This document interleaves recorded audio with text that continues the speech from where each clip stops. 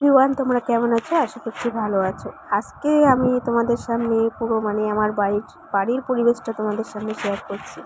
যদি ভিডিওটা ভালো লাগে প্লিজ স্কিপ করো না, পুরো ভিডিওটা দেখতে থাকো। এটা হচ্ছে আমার ড্রাগন গাছ। আমি এই ড্রাগন গাছটা লাগিয়েছি বেশি দিন হয়নি, 1 বছরের মাথায় আমার দেখো ড্রাগন। এর আগে একবার ধরেছিল 6 মাসের মাথায়, এটাই হালকা হালকা কাটা হয়েছে। আর কত সুন্দর দেখো ড্রাগন ধরেছে। তারপরে তোমাদের কাছে গাছ চলে আসলাম। দেখো এটা হচ্ছে আমাদের কাঁঠাল গাছ। কাঁঠাল গাছে দেখো গাছ অনুযায়ী এত কাঁঠাল ধরেছে, কি বলবো, সবার নজরে বাজছে। এটা তোমার কী গাছ? এটা হচ্ছে আমার কামিনী ফুল গাছ। এই কামিনী ফুল গাছটা তোমার এত দারুণ সুন্দর পাতা, দেখলেই মনটা জুড়ে যায়। সন্ধেবেলা ফুল ফুটলে পুরো বাড়িটা গন্ধে তোমার মোমো করে। আর এদিকটা রয়েছে দেখো, আমি কিন্তু একটু ফুল গাছ লাগাতে ভালোবাসি।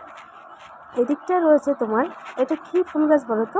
সূর্যমুখী ফুল গাছ। সূর্যটা যেদিকে ঘোরে এই ফুলটাও সেদিকে ঘোরে। আমার কিন্তু দারুণ লেগেছে। এত অনেকগুলি বীজ লাগিয়েছি, তার মধ্যে আমার এই দুটো গাছই কী বলবো, দাঁড়িয়েছে।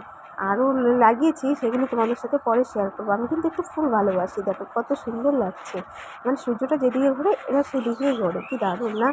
এবার চলে যাব, দেখো তোমাদের সাথে পুরো শেয়ার করব।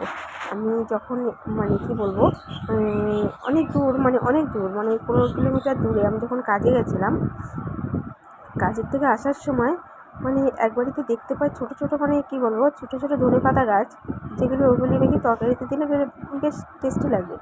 যখন আমাদের উপস্থিত ধনেপাতা থাকে না, বাজার থেকে আনি যেটা, সেটা তোমার না হলেও চলবে। এটা যদি আমার কুচিয়ে তরকারির মধ্যে দেওয়া হয়, এটা কিন্তু ভালো সেন্ট হয় বা খেতেও টেস্টি হয়।